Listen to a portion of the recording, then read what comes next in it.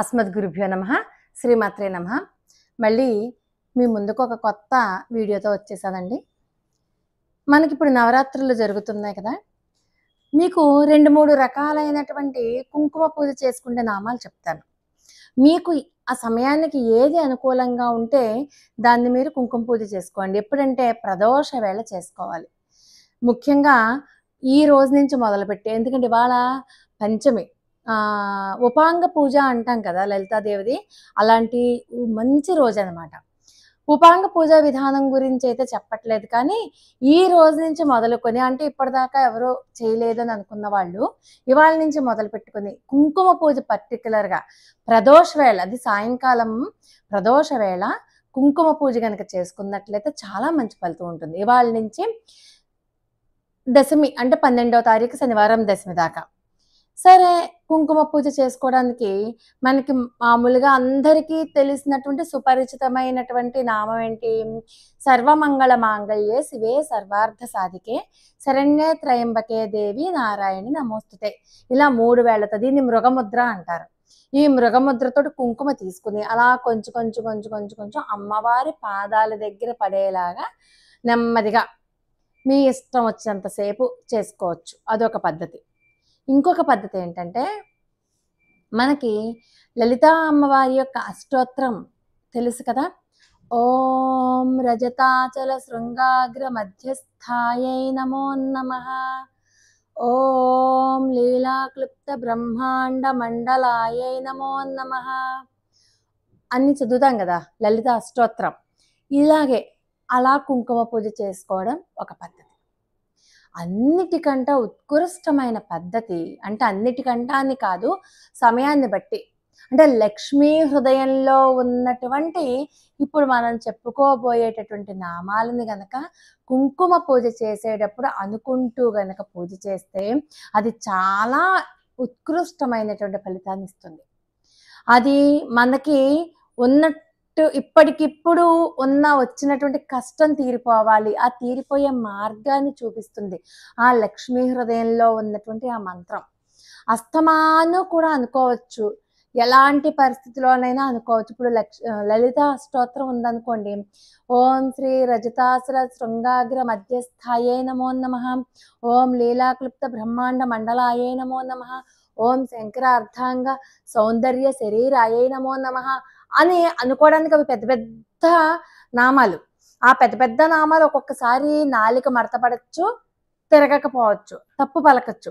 కానీ ఇప్పుడు మనం ఈ లక్ష్మీ హృదయంలో ఉన్నటువంటి ఈ నామాలకు అలా బాధ లేదు. చాలా సింపుల్గా ఉంటాయి, చాలా మంచిగా. అంటే మనకి ఉన్న కష్టం ఇప్పుడు ఉన్న పళంగా మనకి ఒక ఐడియా రావాలి, మనకి ధన సహాయం అందట్లేదు, చేతిలో డబ్బులు లేవు, ఏదో ఒక రకంగా మనకి వస్తు రూపేణో ధన రూపేణో ఏదో ఒక సహాయం కావాలి, అలా అనుకున్నప్పుడు ఈ మంత్రాన్ని కనుక మనం ఇవాళ నుంచి మొదలుపెట్టి కుంకుమ పూజ కనుక చేసుకున్నట్లయితే చాలా అద్భుతమైనటువంటి ఫలితం వస్తుంది.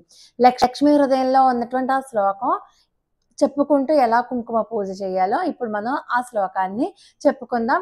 ఇది స్క్రీన్ మీద కూడా డిస్ప్లే చేస్తాను, అది కూడా చూసుకోండి. చక్కగా తప్పులు లేకుండా చదవండి. ఎంతసేపు వీలైతే అంతసేపు కుంకుమ పూజ చేయండి. దీపారాధన చేస్తారు, పంచోపచారాలో లేకపోతే షోడశోపచారాలు ఏదో చేద్దాం అనుకుంటారు కదా. మీ మనసుకు నచ్చినట్టుగా పూజ ఎలా చేయాలి అనుకుంటే అలాగే చేయండి. మీరు ఏదైతే చదువుకోవాలనుకుంటున్నారో అష్టోత్తరమో ఏదో మీరు ఏవైనా చదువుకోవాలనుకుంటే చదివేసుకోండి. ఆ సమయంలోనే కాస్త కుంకుమ తీసుకుని సువర్ణ వృద్ధిం కురుమే గృహే శ్రీహి, సుధాన్య వృద్ధిం కురుమే గృహే శ్రీహి, విభూతి వృద్ధిం కురుమే గృహే శ్రీహి, కళ్యాణ వృద్ధిం కురుమే గృహే శ్రీహి. అయిపోయిందా? మళ్ళీ సువర్ణ వృద్ధిం కురుమే గృహే శ్రీహి, సుధాన్య వృద్ధిం కురుమే గృహే శ్రీహి, కళ్యాణ వృద్ధిం కురుమే గృహే శ్రీహి, విభూతి వృద్ధిం కురుమే గృహే శ్రీహి. ఇలాగా మళ్ళీ సువర్ణ వృద్ధిం కురుమే. అలాగా మీరు ఎంతసేపు చేసుకోవాలనుకుంటే అంతసేపు చేసుకోండి. కనీసం ఇప్పటి నుంచి మొదలుపెట్టి, ఈ రోజు నుంచి మొదలుపెట్టి చెయ్యండి. మీకు తెలుస్తుంది, వితిన్ 15 డేస్లో మీకు దానివల్ల వచ్చే ఎఫెక్ట్ మీకు ఈజీగా ఖచ్చితంగా తెలుస్తుంది అనమాట.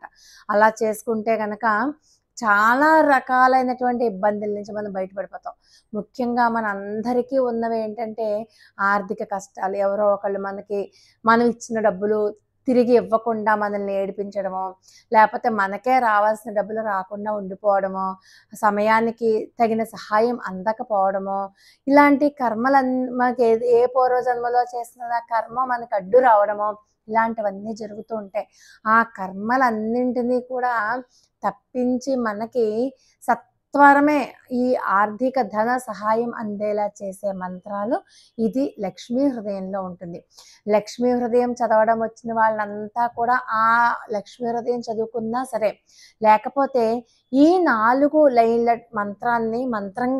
ఈ శ్లోకాన్ని మంత్రంగా భావించి కుంకుమ పూజ చేసుకున్నా మనకున్నటువంటి కష్టాలన్నీ తీరిపోతాయి. అందరికీ కూడా ఎటువంటి కష్టాలు రాకుండా ఉండాలని చెప్పి లక్ష్మీదేవిని, ఆ లలితా అమ్మవారిని, లలితా పరమేశ్వరిని మనస్ఫూర్తిగా ప్రార్థిస్తూ లోకా సమస్త సుఖినో భవంతు. మరి ఒక అద్భుతమైన వీడియోతో మళ్ళీ కలుసుకుందామా?